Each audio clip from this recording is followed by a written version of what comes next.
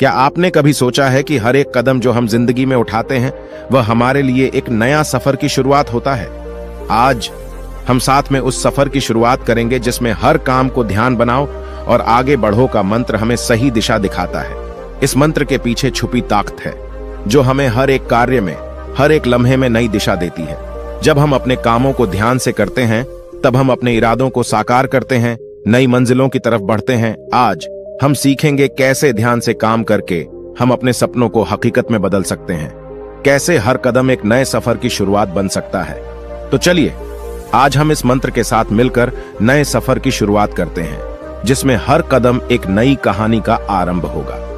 बहुत पहले की बात है, एक महान सम्राट अपने रोज के कामों से परेशान रहने लगता था।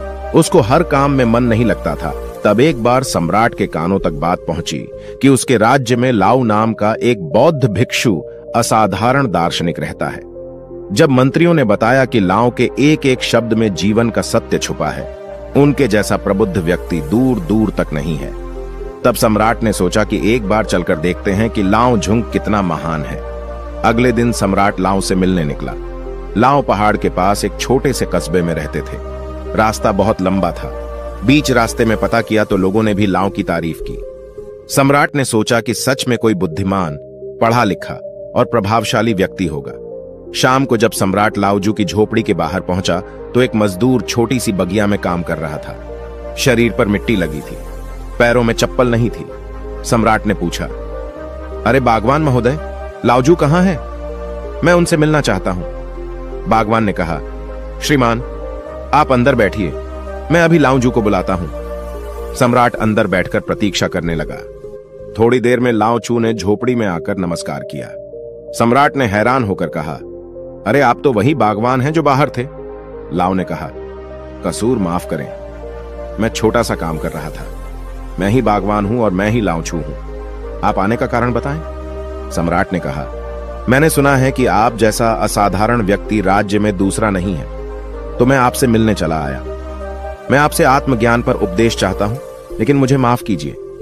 मैं देख रहा हूं कि आपके पास न कोई किताब है, न कोई सीधी, न कोई कला के संकेत दिखते हैं, लेकिन फिर भी आप बहुत शांत दिख रहे हैं। क्या मुझे आप अपना सीक्रेट बता सकते हैं? लाओ ने कहा, सुबह का समय ठीक रहेगा, कल सूर्योदय होने से पहले आप मुझसे मिलिए। यह कहकर लाओ जू मौन हो गए। उस रात सम्राट को नींद नहीं आई। उसे कौतूहल था कि लाओ मुझे क्या बताने वाले हैं। अगले दिन सम्राट पहुंचे तो लाओ जू बगीचे में खड़े थे। लाओ ने कहा, सम्राट यहां आइए और इस जग से पौधे पर धीरे धीरे पानी डालो। ऐसा करते करते इन 15 पौधों पर पानी डालना, लेकिन पानी डालते समय तुम कुछ और मत करना, न कुछ और सोचना। अपना ध्यान पानी और पौधे पर बनाए रखना। अगर कोई आए तो रुक जाना और दोबारा पहले पौधे से पानी डालना। जब तुम सारे पौधों को पानी दे दो तब मेरे पास आना। सम्राट को पहली बार इस तरह का काम मिला था। सम्राट ने बड़े ध्यान से पहले पौधे में पानी डाला, फिर दूसरे पौधे में पानी डाला, फिर तीसरे पौधे पर जा ही रहा था कि वह महल के बगीचे के बारे में सोचने लगा। सम्राट बुद्धिमान था। उसे पता था कि लाओ जू की परीक्षा ले रहे हैं। अगर वह चीटिंग करेगा तो पकड़ा जाएगा। इसलिए सम्राट दोबारा पहले पौधे पर पानी डाल ले गया। इस बार वह दूसरे पौधे तक पहुंचा ही था कि पानी डालते डालते वह नदी के बारे में सोचने लगा। सम्राट परेशान होकर दोबारा पहले पौधे के पास पहुंचा। सम्राट जितनी कोशिश करता उतना व्याकुल हो जाता और खुद को किसी न किसी विचार में फंसा हुआ पाता। आखिर शाम हो गई, लेकिन सम्राट आखिरी पौधे तक पहुंच नहीं सका। जब सम्राट थक कर बैठ गया तब लाओ ने कहा, सम्राट मैं तुम्हारी ईमानदारी से बहुत खुश हूं, इसलिए सुनो, जब मन विचारों से खाली होता है तब उसमें मन का असली स्वरूप यानी साइलेंट अवेयरनेस प्रकट होती है। तब हर साधारण काम भी तुम्हें असीम ज्ञान शांति देता है। राजा ने कहा, लेकिन यह संभव कैसे है? जब हम काम करते हैं तो हमें कई विचार परेशान करते हैं। लाओ ने कहा, राजा तुम पौधे में पानी नहीं डाल रहे थे, तुम जल्दी से जल्दी काम खत्म करना चाहते थे। तुम्हें काम खत्म करने की जल्दी थी जिससे तुम मुझसे बात कर सको, इसलिए तुम्हें यह काम बोझ लग रहा था, जिस कारण तुम इस पल में रुक नहीं पाए। अगर तुम इस फल की कीमत समझकर केवल पौधे और पानी पर ध्यान देते तो तुम्हें कोई विचार परेशान नहीं करते।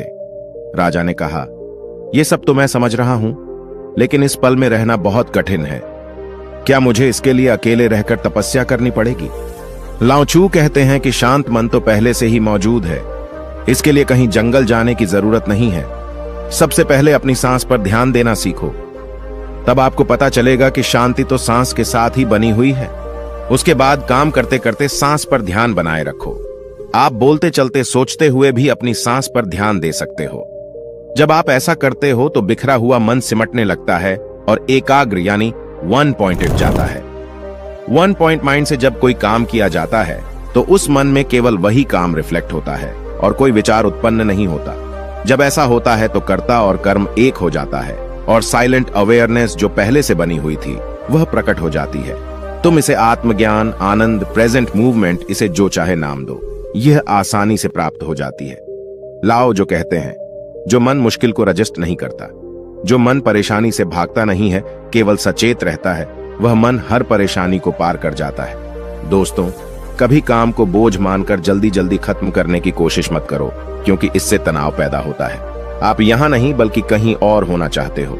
तनाव के कारण मन में विचार हावी होने लगते हैं, जिससे इरिटेशन होता है और काम जो प्रेजेंट मूवमेंट का दरवाजा था वह सच में बोझ लगने लगता है। इसकी जगह काम शुरू करने से पहले अपना ध्यान सांस पर ले आओ और फिर काम के दौरान भी ऐसा करो। सांस का ध्यान काम के ध्यान में बदल जाएगा और कठिनाई, डिस्टर्बेंस आते हुए भी आपको छू नहीं पाएंगे। दोस्तों, ये वीडियो पसंद आया तो इस वीडियो को लाइक करें। इसी तरह नए वीडियो आते रहेंगे। मिलते हैं एक नई वीडियो के साथ। तब तक के लिए आपका दिल से आभार।